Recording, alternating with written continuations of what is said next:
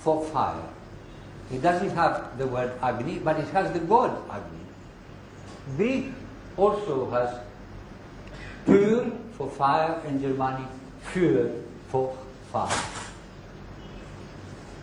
Aryaman appears in Avestan, in Mycenaean Greek, in Celtic, in Gaul, Ariomanus, in Ireland, Eramon, in Germanic, Irmin. But this term is very common to all Indo-European languages. However, you'll notice that not all branches retain the name of the god. The same with the owls. Hittite has got Zeus, Greek has Zeus, and Latin has Jupiter, and Germanic Divas, and Russian Divu. Again, some languages retain the name, other languages lose it. Next one, please. Sanskrit has got Apam Napat, which is the offspring of waters, and it is really another name for fire, the submarine fire. Now you find it in Avestan, of course, Apan Napa, in Latin Neptunus, and in Irish Necht. Now that may surprise you, but in fact the Irish lost the P and changed it into K. Then Surya appears with the Kassites in the Middle East as Shuryash, in the Greek Helios, Latin Sol, and then Germanic, Welsh and Slavic have got the name for the sun, a variant of Surya, Sabil and that sort of thing. Then Ushas, the dawn goddess, appears in Greek as Eos, Latin Aus, Aurora, Germanic Eostre, Avestan Usha, Lithuanian Austra, Lithuanian Aushma, and Celtic Gawar. So again, some languages retain them, others do not. Observe that Vedic has all 6 of them. Greek has 4, Latin has 4, Germanic has 3, Hittite has 2, Slavonic has 2, and Celtic has 2. However, you know, the Rigved has got 20 such names. I'm not going to put them all up on the board because it would take us much too long, but this gives you a taste of what I mean. Rigved has 20 such theonyms. Greek, which has the most, has only 8. The next one, only 8. And then Germanic, then Latin, Slavic, Baltic, and so on. So you see the superiority of the Rig Veda as far as preservation goes.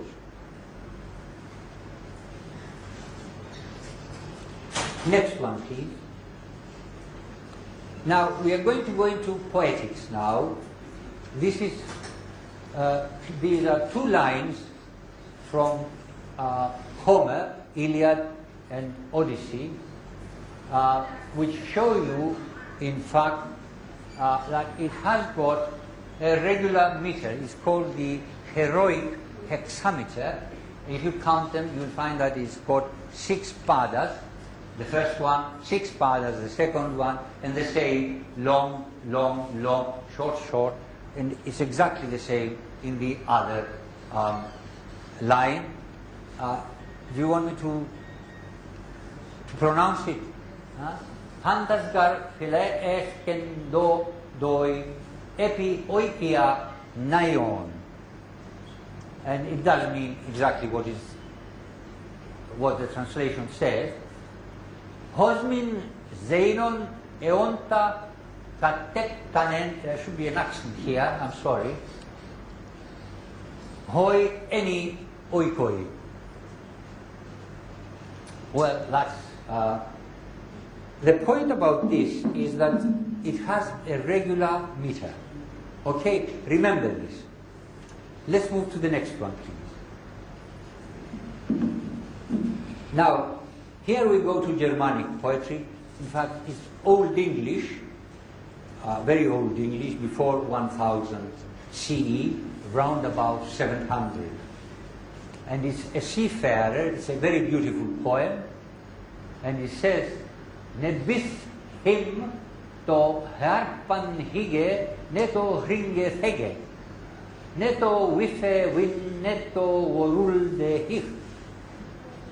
Did you catch that? No. Well, read the translation.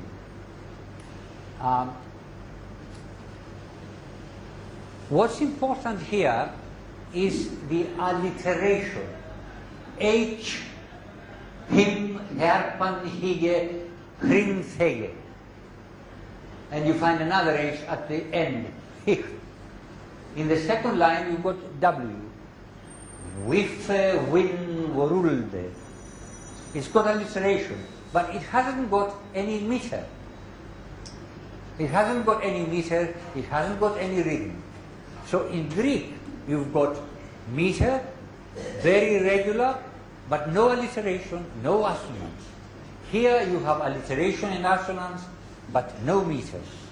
Now observe modern English, an iambic pentameter, as is said, which has stress, not stress. Stress, but not length. If all would lead their lives in love like me. Now, modern English, you see, has got meter, but it's a stress meter, it's not length, and it also has alliteration with the L. Lead, live, love, like. Next one, please.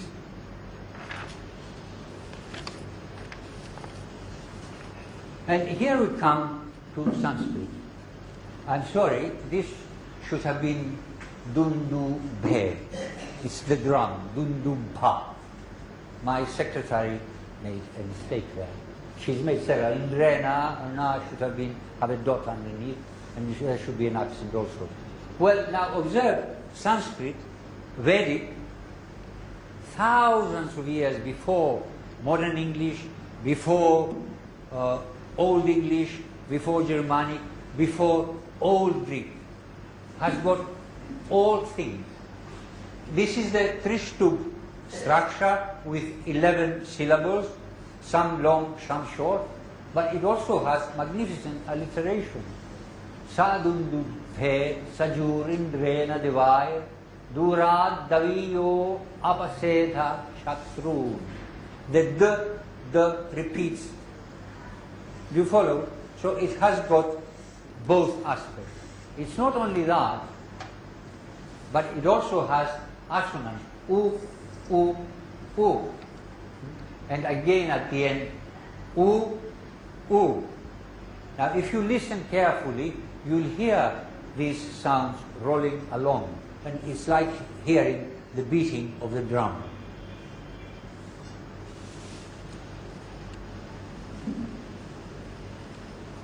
Now, another thing that you find in poetry generally, in ancient poetry, modern poetry, is the riddle.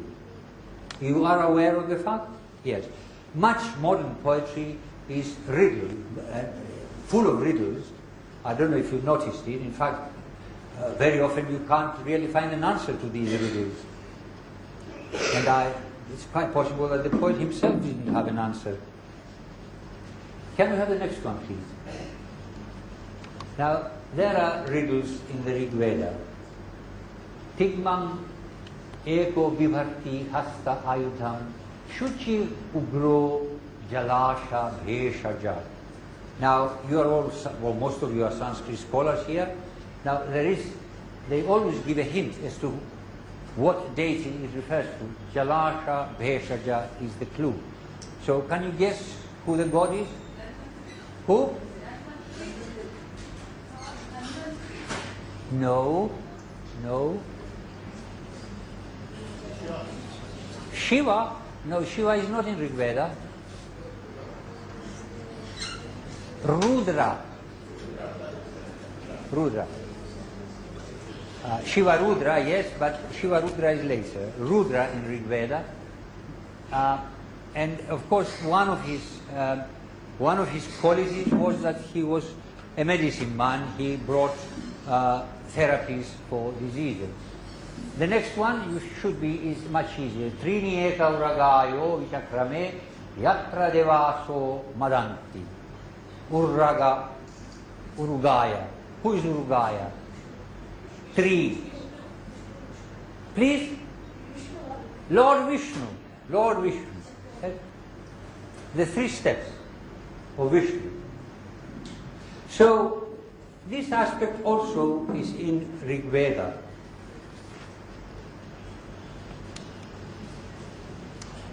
But the Rigved has got very beautiful poetry. It's not just these aspects. I mean, people, especially students, really get disgruntled with the Rigved because they have to learn Vedic, which is a little bit more complicated than classical Sanskrit. But the poetry of the Rigved, once you learn it, is fantastic. There is no other poetry as beautiful as that. Can I have the next one, please? Now observe what Watkins said in 2001. I mean, it's not just my opinion. You see, others share my opinion. And look at this beautiful stanza. Vishvedete janima samvivitto mahodevan vipratti navyatete. You've got again va, va, va, va. Eja dhruvam patyate vishvamekam charatpatatri vishnam vijatam. Va, va, va. Repeats. It's easy to remember when you have got this alliteration. It's very easy to remember. But apart from the technique, observe the semantics of it.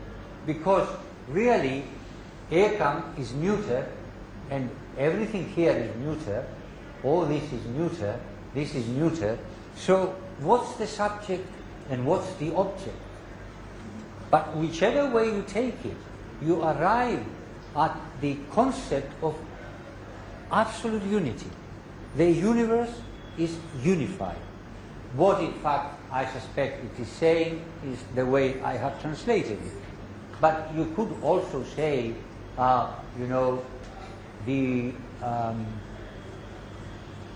the whole governs everyone. It would still come to the same thing. There is unity. And this is the beauty of this stanza. There is another stanza that I remember. Hansa Shuchi Shad Vasur Antariksha Sad Hota Vedishad Adithir Durona Sad. It's using Sad as the basis, as the structure. And then it goes on.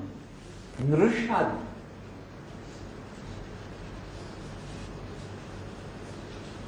Varasad. Ritasad. Vyomasad.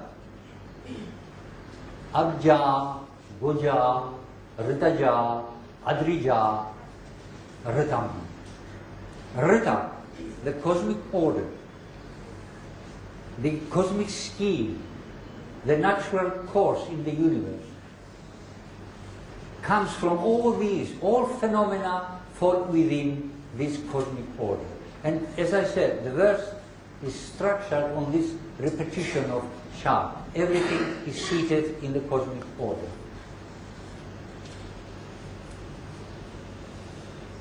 Next one, please.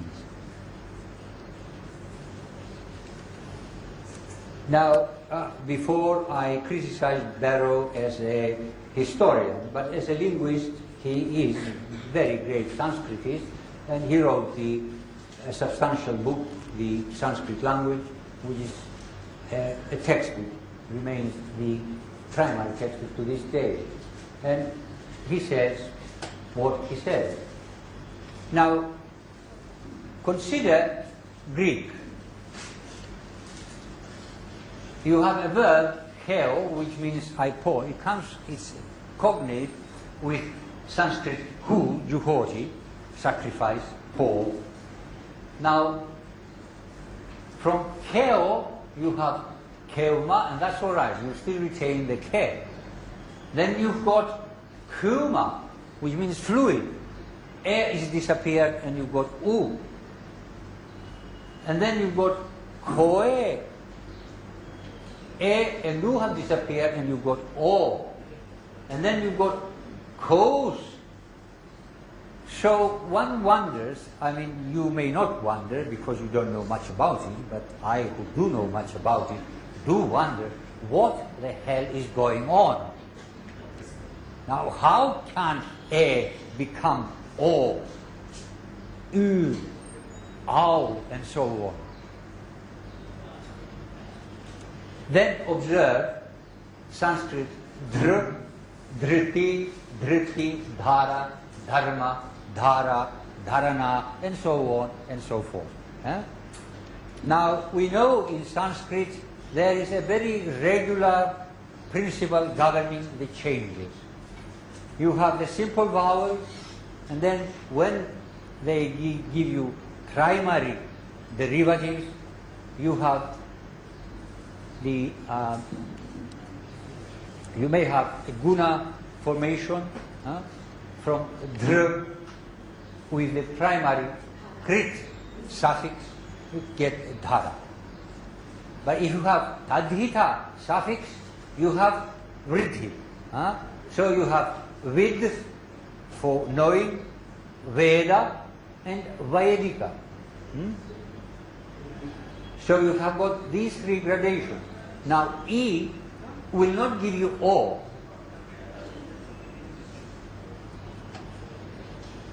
U will not give you E.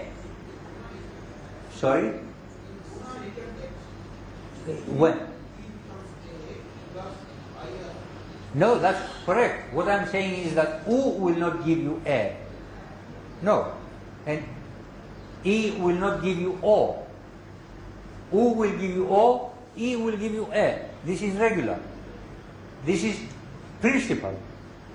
Greek is totally unprincipled. And Greek is okay. But if you look at Latin and Germanic, it's even worse.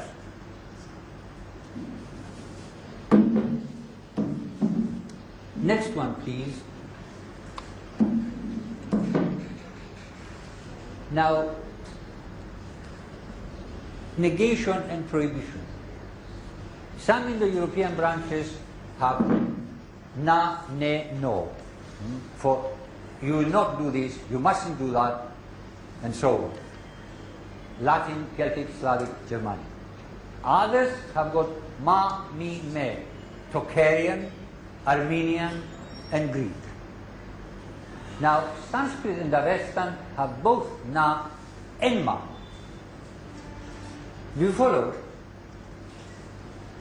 Again, Sanskrit shows itself to have preserved everything. Not Sanskrit, Vedic, really, the Rigved has got it all.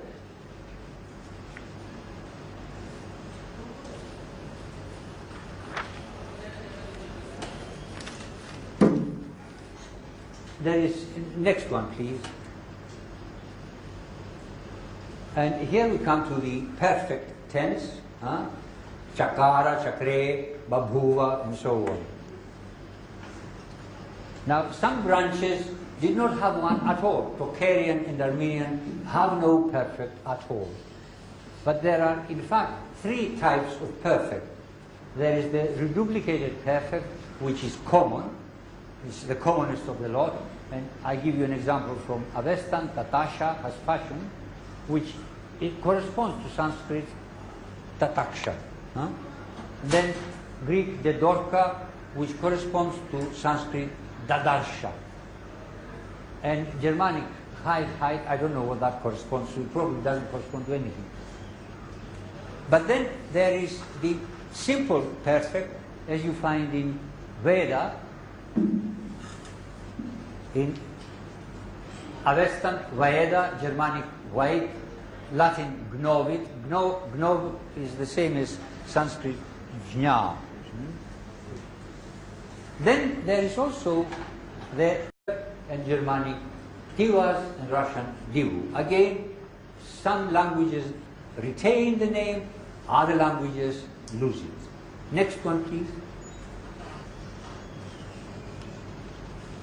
Sanskrit has got apam, napat, which is the offspring of waters, and it is really another name for fire. There's Shuryash in the Greek, Helios, Latin Sol, and then Germanic, Welsh and Slavic have got the name for the sun, a variant of Surya, Savil and that sort of thing.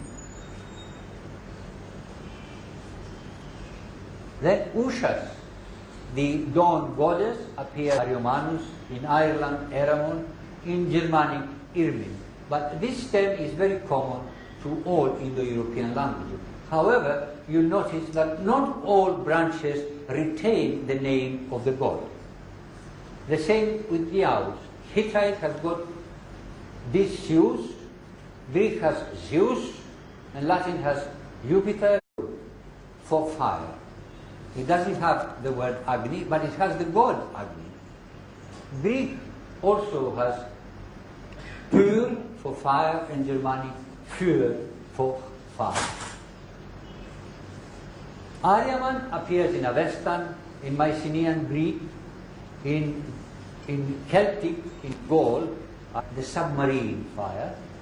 Now you find it in Avestan, of course, Apan Napa, in Latin Neptunus, and in Irish Necht. Now that may surprise you, but in fact the Irish lost the P and changed it into K. Then Surya appears with the Kassites in the Middle East.